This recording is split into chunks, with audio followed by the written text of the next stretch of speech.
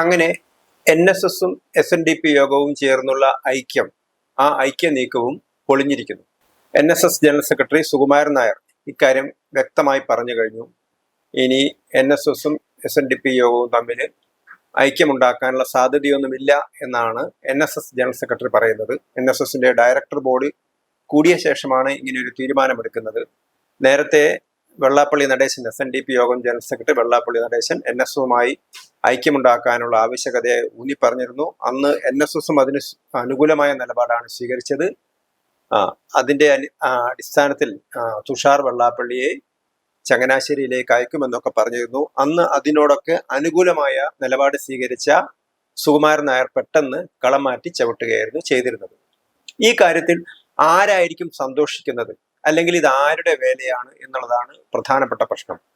കേരളത്തിലെ ഹിന്ദു സമുദായത്തിലെ രണ്ട് പ്രധാനപ്പെട്ട വിഭാഗങ്ങൾ, അതായത് കേരളത്തിൽ ഏതാണ്ട് ജനസംഖ്യയുടെ 40% വരും ഹിന്ദുക്കളിലെ നായർ, ഈഴവ വിഭാഗങ്ങൾ ഒരുമിച്ച് ചേരുകയാണെങ്കിൽ.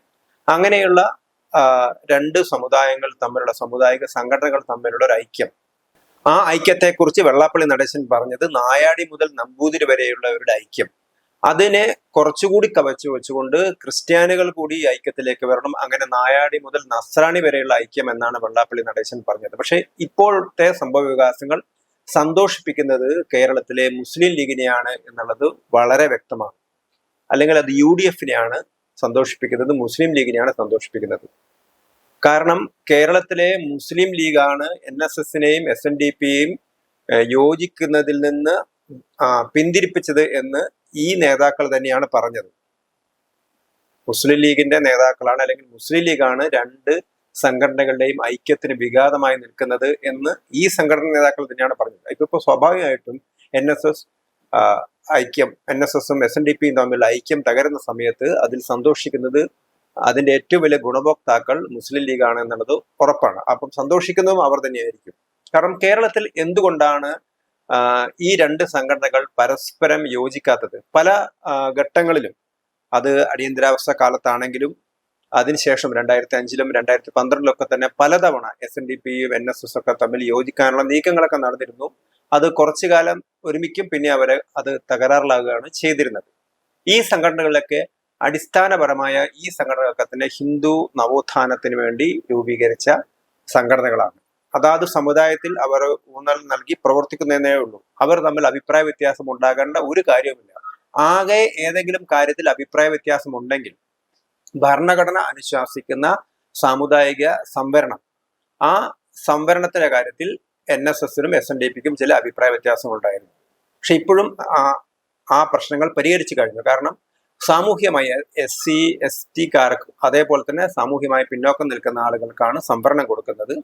അത് സാമ്പത്തിക അടിസ്ഥാനത്തിൽ വേണമെന്ന് NSS ആവശ്യപ്പെടും. അവർ മുന്നോക്ക സമുദായക്കാരാണ്. കാരണം അവർക്ക് സ്വാഭാവികമായിട്ടും ഈ തരത്തിലുള്ള സാമുദായിക സംവരണത്തിന്റെ അർഹത, അതിന്റെ ഗുണം അവർക്ക് കിട്ടില്ല.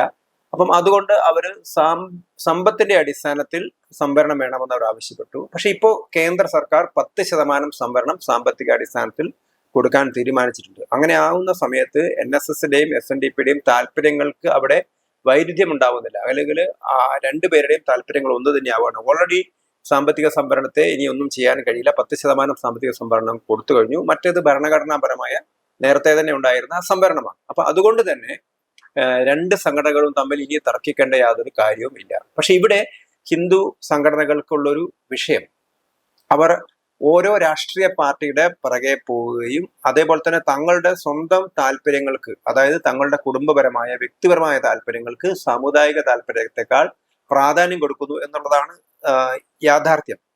NSS ജനറൽ സെക്രട്ടറിയെ സംബന്ധിച്ചിടത്തോളം അദ്ദേഹത്തിന്റെ മകൾക്ക് ഒക്കെ നല്ല പോസ്റ്റ് കിട്ടുക എന്നുള്ളതാണ് അദ്ദേഹത്തിന്റെ ലക്ഷ്യം. അദ്ദേഹത്തിന്റെ സമുദായത്തെക്കാൾ അദ്ദേഹത്തിന്റെ താല്പര്യം അദ്ദേഹത്തിന്റെ സ്വന്തം കുടുംബത്തിന്റെ താല്പര്യമാണ്. അങ്ങനെ സ്വന്തം കുടുംബത്തിന്റെ താല്പര്യത്തിന് പ്രാധാന്യം കൊടുക്കുന്ന ആളുകളാണ് ഹൈന്ദവ സംഘടനകളിലെ, ജാതി സംഘടനകളിലെ നേതാക്കന്മാർ എന്നുള്ളത് ഒരു വാസ്തവമാണ്. അതുകൊണ്ടാണ് കേരളത്തിലെ ഈ ഹൈന്ദവ സംഘടനാ പ്രസ്ഥാനങ്ങൾക്ക്, അല്ലെങ്കിൽ NSനും SNDPക്കൊക്കെ തിരിച്ചടി ഉണ്ടാവുന്നതും പരസ്പരം അവർ ഏറ്റുമുട്ടുന്നു.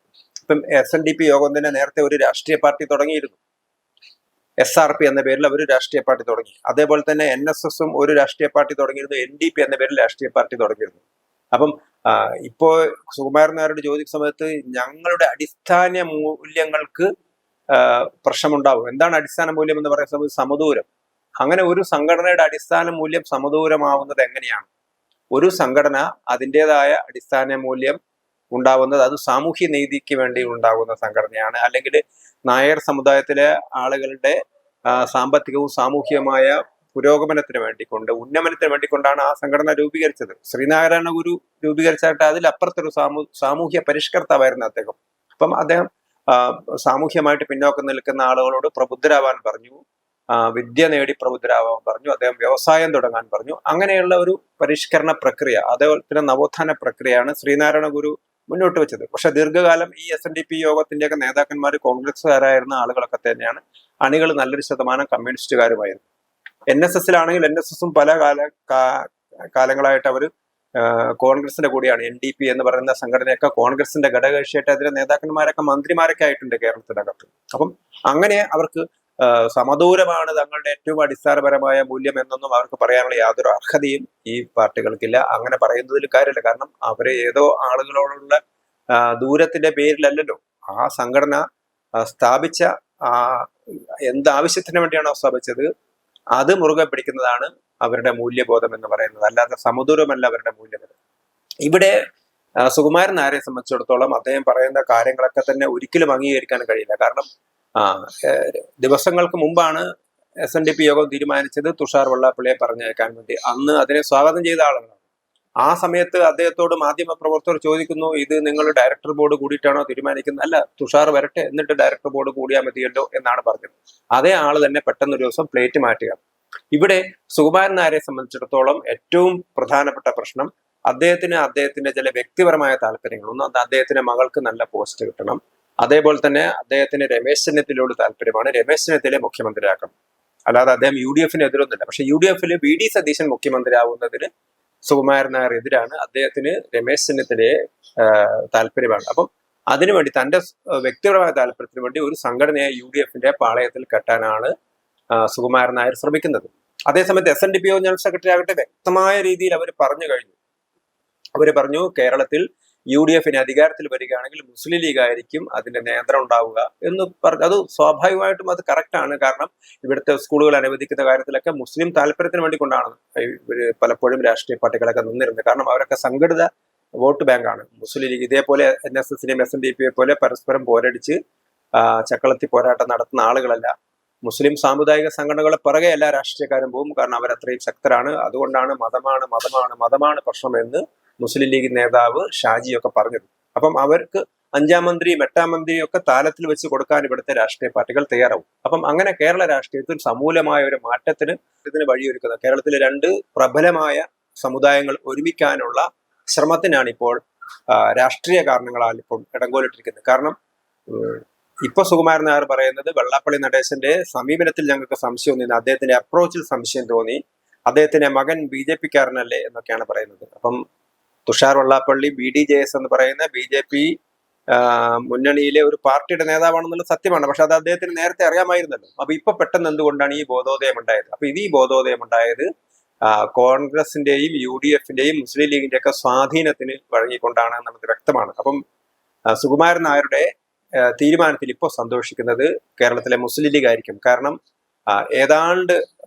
കേരളത്തിലെ ഏതാണ്ട് എല്ലാവർക്കും മനസ്സിലായി കഴിഞ്ഞിരിക്കുന്നു, UDF അധികാരത്തിൽ വന്നാൽ മുസ്ലിം ലീഗിന്റെ ആധിപത്യമാണ് സംഭവിക്കാൻ പോകുന്നത്. അതിനെതിരെ ഭൂരിപക്ഷ സമുദായത്തിനകത്ത് അതിശക്തമായ പ്രതിഷേധമുണ്ടായിരുന്നു. അത് ക്രിസ്ത്യൻ ന്യൂനപക്ഷ വിഭാഗങ്ങൾക്കും അതിൽ പ്രതിഷേധമുണ്ട്.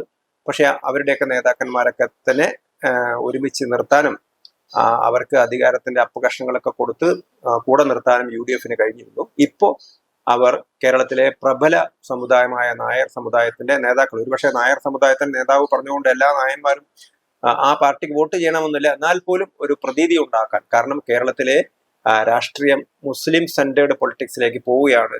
മുസ്ലിം ലീഗ് പറയുന്ന കാര്യങ്ങൾ മാത്രമേ കേരളത്തിൽ നടക്കൂ. വിദ്യാഭ്യാസ വകുപ്പൊക്കെ മുസ്ലിം ലീഗിന്റെ കൈകളിലെത്തും. പ്രധാനപ്പെട്ട വകുപ്പുകളൊക്കെ മുസ്ലിം ലീഗിന്റെ കൈകളിലെത്തും. മുസ്ലിം ലീഗ് പറയുന്ന രാഷ്ട്രീയം മാത്രമേ കേരളത്തിൽ നടക്കൂ. മുസ്ലിം താല്പര്യങ്ങൾ മാത്രമേ നടക്കൂ. കേരളത്തിലെ ജനസംഖ്യയിൽ 1/3 മുസ്ലിങ്ങളാണ്. കേരളത്തിലെ വ്യവസായങ്ങളും വ്യാപാരവും ഒക്കെ തന്നെ നിയന്ത്രിക്കുന്ന മുസ്ലിം ലീഗാണ്. കേരളത്തിലെ രാഷ്ട്രീയത്തെയും മുസ്ലിം ലീഗ് നിയന്ത്രിക്കാൻ തുടങ്ങിയിരിക്കുന്നു എന്ന് കേരളത്തിലെ പൊതുവെ ഒരു ഹിന്ദു സമുദായത്തിലെ ആളുകൾക്കൊക്കെ വേവലാതി ഉണ്ടായിരുന്നു. ആ വേവലാതി തങ്ങൾക്ക് തിരിച്ചടിയാകുമോ എന്ന് UDF ഭയന്നിരുന്നു. കാരണം UDFനെ പൂർണ്ണമായും നിയന്ത്രിക്കുന്ന മുസ്ലിം ലീഗാണെന്ന് എല്ലാവർക്കും അറിയാം. അതുകൊണ്ടാണ് ഇപ്പോൾ വളരെ കാര്യമായ രീതിയിലുള്ള ചരടുവലികൾ നടന്നിട്ടുണ്ട്. സുകുമാരൻ നായരെ UDF പാളയത്തിലേക്ക് എത്തിക്കാനുള്ള ശ്രമമാണ് ഇപ്പോൾ നടക്കുന്നത്. അതേപോലെ തന്നെ ഒരുപക്ഷെ സുകുമാരൻ നായരെ ചൊടിപ്പിച്ചത് സുകുമാരൻ നായരുടെ ഈഗോയെ ചിലപ്പോൾ ഹെർട്ട് ചെയ്തിരിക്കാം. കാരണം സുകുമാരൻ നായർ ഒരു ഭാഗത്ത് NSSന്റെ നേതാവാണ്, മറുഭാഗത്ത് വെള്ളാപ്പള്ളി നടേശൻ SNDPയുടെ നേതാവാണ്. അപ്പം കേന്ദ്രത്തിലെ BJP സർക്കാർ പത്മഭൂഷൺ നൽകിയിരിക്കുന്നത് വെള്ളാപ്പള്ളി നടേശനാണ്. എന്തുകൊണ്ട് സുകുമാരൻ നായർക്ക് നൽകിയില്ല എന്നുള്ള ചോദ്യം ചിലപ്പോൾ ഉയർന്നിരിക്കാം.